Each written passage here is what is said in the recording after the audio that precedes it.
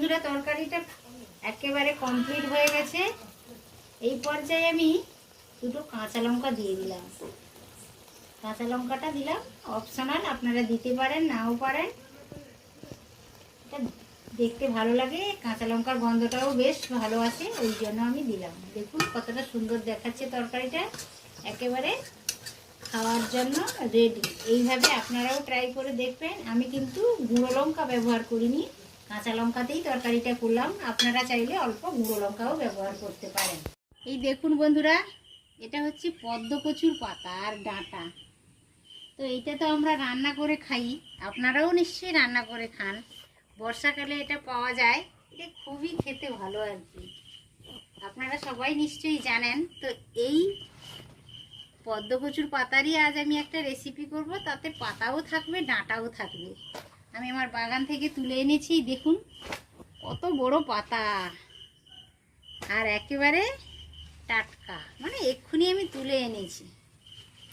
দেখতে পাচ্ছেন তো বন্ধুরা কি সুন্দর, এর একটা দারুণ রেসিপি হয়, সেই রেসিপিটা আমি আপনাদের সাথে আজ শেয়ার করব।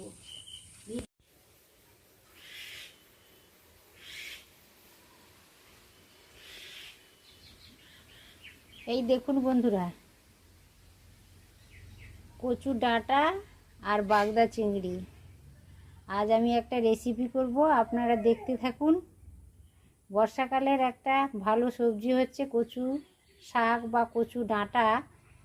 তো আজ আমি ইলিশ মাছ দিয়ে রান্না করছি না, আজ আমি বাগদা চিংড়ি দিয়ে রান্না করছি। দেখুন একেবারে টাটকা লগলকে পদ্ম কচু ডাঁটা কিছুটা পরিমাণ আমি নিয়ে নিয়েছি, আর ওইটারই আজ আমি রেসিপি করব। আপনারা আমার সাথেই থাকুন, শুরু থেকে শেষ পর্যন্ত দেখতে থাকুন। বন্ধুরা, গঙ্গাসাগরের বনেদি রান্না ও পরিবেশ ইউটিউব চ্যানেলে আমি সবাইকে স্বাগত জানালাম।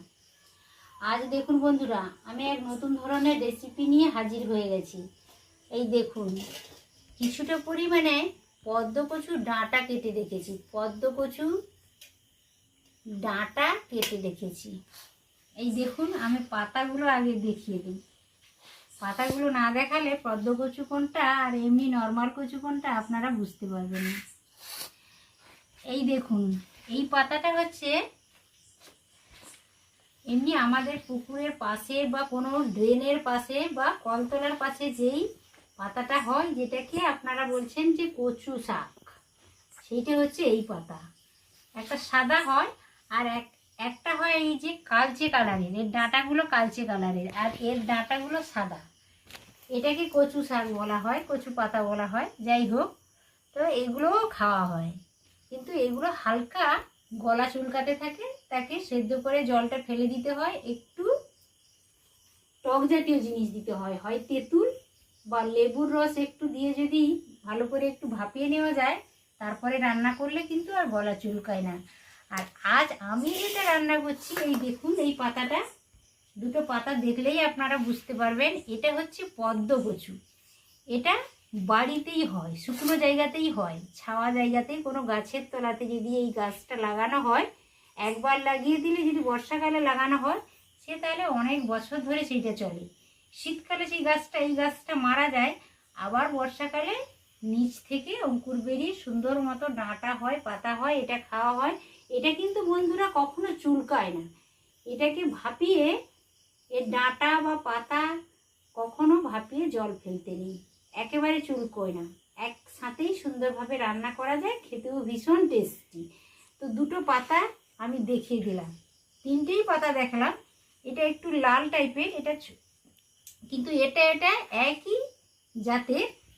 একটা সাদা হয় ডাঁটাগুলো, আর একটা ডাঁটাগুলো হয় একটু লালচে টাইপের।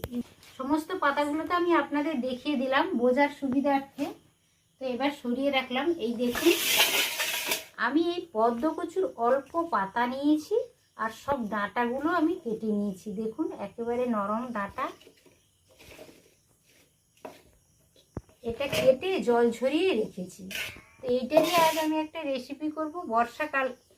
বর্ষাকাল মানে কচু শাক একটা ভালো রেসিপি করে খাওয়া যায়, পাতাও রান্না করে খাওয়া যায়, ডাঁটাও রান্না করে খাওয়া যায়। আজ আমি ডাঁটাটাই নিয়েছি, পাতা নিইনি। তার মধ্যে এতে এক দুটো পাতাও রয়েছে, নরম একেবারে এক দুটো পাতাও রয়েছে।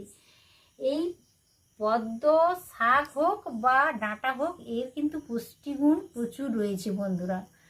এইটা রান্না আজ আমি চিংড়ি মাছ দিয়েই করছি, ছোট সাইজের বাগদা চিংড়ি দিয়েই করছি। এই দেখুন 200 গ্রাম মতো চিংড়ি মাছ আমি খোসা ছাড়িয়ে নিয়েছি, ভালো করে ধুয়ে পরিষ্কার করে রেখেছি। আর এইটা রান্না করার জন্য আমি পেঁয়াজ কেটে নিয়েছি, টমেটো কেটে নিয়েছি, আদা বাটা, রসুন বাটা, 2টো শুকনো লঙ্কা, 3-4টা কাঁচা লঙ্কা, এইগুলো দিয়ে আমি আজ রান্না করব। এইভাবে রান্নাটা করলে খুবই খেতে ভালো লাগে। আমি উনানটা জেলেও দিয়েছি, কড়াইটা বসিয়ে দিয়েছি, কড়াইটা গরম হোক। তত সময় আমি এপাশে চিংড়ি মাছগুলোতে লবণ হলুদ দিয়ে ভালো করে মাখিয়ে নেব।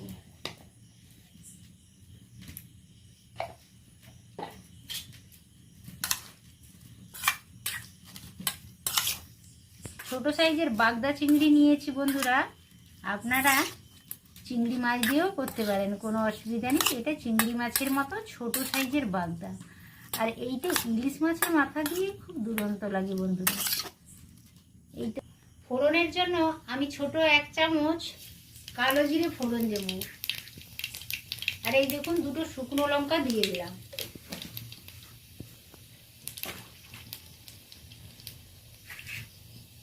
ফোড়নটা ভালোভাবে হয়ে গেছে, একটা সুন্দর গন্ধ চলে আসছে। এই পর্যায়ে আমি পেঁয়াজটা দিয়ে দেবো, কেটে রাখা পেঁয়াজটা দিয়ে দিলাম।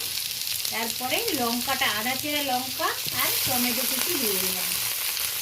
আর এরই সাথে আমি রসুন বাটা দিয়ে দিলাম। আদা বাটাটা একটু পরে দেবো। এই সমস্ত কিছু ভালো করে 2-3 মিনিট ধরে নেড়ে নেড়ে পেঁয়াজ টমেটো সুন্দর করে কষিয়ে নেব, ভালোভাবে কষিয়ে নেব। এই দেখুন বন্ধুরা,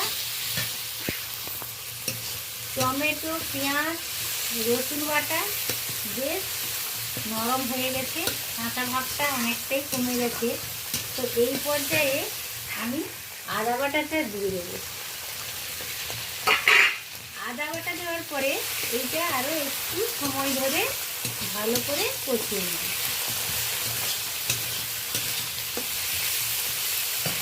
এর পরের পর্যায়ে হচ্ছে চিংড়ি মাছটা দিয়ে দেবো। চিংড়ি মাছ আমি আলাদা করে ভাজলাম না, আলাদা করে ভাজার কোনো প্রয়োজন নেই। কচু শাকের তো প্রচুর জল বেরোবে, আর চিংড়ি মাছ এই মশলার সাথে একই সাথে আমি ভেজে নেবো, তাহলে শক্ত হবে না চিংড়ি মাছটা বা রাবারি হবে না। আলাদা করে ভাজতে গেলে একটু শক্তও হয়ে যায়, রাবারিও হয়ে যায়। তো ওই জন্য আমি এরই সাথে চিংড়ি মাছটা মশলার সাথে ভালো করে কষিয়ে নিচ্ছি। এই দেখুন চিংড়ি মাছটা বেশ ভাজা ভাজা হয়ে গেছে। 2-3 মিনিট ধরে আমি ভালো করে মশলার সাথে কষিয়ে নিলাম। এই পর্যায়ে আমি কচু ডাঁটাগুলো তুলে দেবো। আমি এটা পদ্ম কচুর ডাঁটা ব্যবহার করছি। এটা তো ভাপানোর কোনো প্রয়োজন নেই, যেহেতু চুলকানোর কোনো ব্যাপার নেই, তাই এতে ভাপানোরও কোনো প্রয়োজন নেই।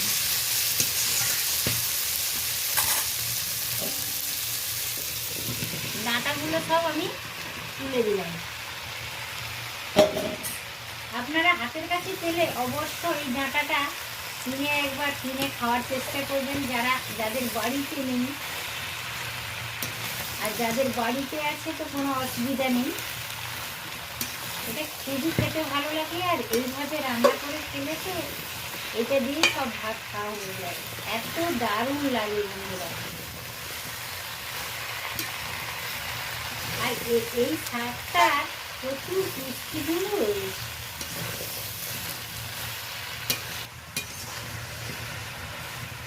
এইটা থেকে জল ছাড়বে বন্ধুরা প্রচুর পরিমাণে। এই তরকারি রান্না করার জন্য কোনো জলের প্রয়োজন নেই, এই শাকের জলেই শাকটা ভালোভাবে কুক হয়ে যাবে, রান্না হয়ে যাবে। আর খেতে তো দারুণ লাগে বন্ধুরা। এখন বর্ষাকাল, এইটা তো সর্বত্র পাওয়া যাচ্ছে। আপনারা এটা রান্না করে খান, ভীষণ ভালো লাগে। এই পর্যায়ে আমি একটা ঢাকনা চাপিয়ে দেব। এই দেখুন বন্ধুরা, আমি ঢাকনাটা খুলে নিলাম। অনেকটা পরিমাণে ছিল, এই দেখুন অনেকটা কমে গেছে। এই পর্যায়ে আমি লবণটা আর হলুদটা ব্যবহার করব। আমি প্রথমত লবণ হলুদ ব্যবহার করিনি, অনেকটা পরিমাণে ছিল, আমি একটু কমে যাবে তারপর লবণ হলুদটা দেব, ওই জন্য আমি প্রথমত দিলাম না। স্বাদ মতো লবণ দিলাম, যদি পরে লাগে তাহলে টেস্ট করে দেব। এটাতে অল্পই হয়ে যাবে, যেহেতু জলের সবজি অল্পই হয়ে যাবে। এক কড়া সবজি রান্না করলে অল্প হয়ে যায় এটা। তো আপনারা দেখতে থাকুন, পাশে থাকুন, ভিডিওটা স্কিপ করবেন না, অবশ্য পুরোটা দেখার অনুরোধ থাকলো বন্ধুরা। এই দেখুন বন্ধুরা, সবজিটা বেশ ভালোভাবে কুক হয়ে গেছে। তো এই পর্যায়ে আমি জিরে ধনেটা অ্যাড করছি। জিরে গুঁড়ো দিয়ে দিলাম 1 চামচ, আর ধনে গুঁড়ো দিলাম 1 চামচ। তো আপনারা একসাথেও দিয়ে দিতে পারেন মশলা কষানোর সময়, আমি একটু দেরি করে দিলাম। দেরি করে দিলে বেশ ভালো একটা সুগন্ধ আসে, ওই জন্য আমি দেরি করে দিলাম। আপনাদের সুবিধে মতন দেবেন। দেখুন কতটা সুন্দর দেখাচ্ছে। দেখুন বন্ধুরা, এই পদ্মকচুর শাক বা পদ্মকচুর ডাঁটাটা কিন্তু বেশি ভালো লাগে খেতে। এটা ওই পুকুরের পাশে যেটা হয়, যেটাকে কচু শাক বলা হচ্ছে, আমরা গ্রামের দিকে ওকে বলি সাউ। তো ওটাতে প্রচুর পরিমাণে জল বেরোয়, কিন্তু পাতাগুলো দেখতে কাছাকাছি একই রকমের। এটাতে বেশি, খুব একটা বেশি জল বেরোয় না। এটা যেহেতু উপরে হয়, বাগানে হয়, এই কচু গাছটা মানে পদ্ম কচুটা বাগানে লাগানো হয় অন্যান্য সবজির মতো, তাই এটাতে খুব একটা বেশি জল বেরোয় না। কিন্তু এইভাবে রান্না করলে খেতে দুরন্ত লাগে। একবার এইভাবে ট্রাই করে দেখুন। এই দেখুন বন্ধুরা, কত সহজে তরকারিটা হয়ে গেল। এটা খুবই অল্প সময়ে করা যায় আর অল্প উপকরণের সাহায্যে করা যায়। একেবারে সার্ভ করার জন্য রেডি হয়ে গেছে। দেখুন কতটা সুন্দর দেখাচ্ছে। এই তরকারিটা এত ভালো লাগে যে এই তরকারিটা দিয়ে সব ভাত খাওয়া হয়ে যাবে। দেখুন বন্ধুরা, খুব তাড়াতাড়ি রান্নাও করা যায়, কম উপকরণেও রান্না করা যায়। একেবারে রেডি হয়ে গেছে, এবার আমি নামিয়ে নেব। বন্ধুরা, তরকারিটা একেবারে কমপ্লিট হয়ে গেছে। এই পর্যায়ে আমি দুটো কাঁচা লঙ্কা দিয়ে দিলাম। কাঁচা লঙ্কাটা দিলাম অপশনাল, আপনারা দিতে পারেন নাও পারেন। এটা দেখতে ভালো লাগে, কাঁচা লঙ্কার গন্ধটাও বেশ ভালো আসে, ওই জন্য আমি দিলাম। দেখুন কতটা সুন্দর দেখাচ্ছে তরকারিটা, একেবারে খাওয়ার জন্য রেডি। এইভাবে আপনারাও ট্রাই করে দেখবেন। আমি কিন্তু গুঁড়ো লঙ্কা ব্যবহার করিনি, কাঁচা লঙ্কাতেই তরকারিটা করলাম। আপনারা চাইলে অল্প গুঁড়ো লঙ্কাও ব্যবহার করতে পারেন। এই দেখুন বন্ধুরা, পদ্মকচুর ডাঁটাগুলো আজ বাগদা চিংড়ি দিয়ে রান্না করলাম। বন্ধুরা এইভাবে ট্রাই করে দেখবেন, ভীষণ ভালো লাগে খেতে। দারুণ একটা সুগন্ধ চলে আসছে তরকারি থেকে, গরম গরম ভাতের সাথে। আর পদ্মকচু ডাঁটা আর বাগদা চিংড়ি দিয়ে পদ্মকচু ডাঁটার এই ধরনের একটা যদি তরকারি থাকে পাতে, তাহলে সব ভাত নিমিশে শেষ হবে। দারুণ লাগে খেতে বন্ধুরা, সত্যি বলছি দারুণ লাগে। আপনারা ট্রাই করে দেখবেন। ভিডিওটা কেমন লেগেছে অবশ্য কমেন্টের মাধ্যমে আমাকে জানাবেন। আর ভিডিওটা ভালো লাগলে অবশ্যই একটি লাইক দেবেন, আমার চ্যানেলকে সাবস্ক্রাইব করবেন, আর অবশ্য বন্ধুদের মধ্যে শেয়ার করার চেষ্টা করবেন। আজ এই পর্যন্ত, পরে দেখা হবে আবার অন্য কোনো ভিডিওতে। আজ তাহলে আসি বন্ধুরা, নমস্কার।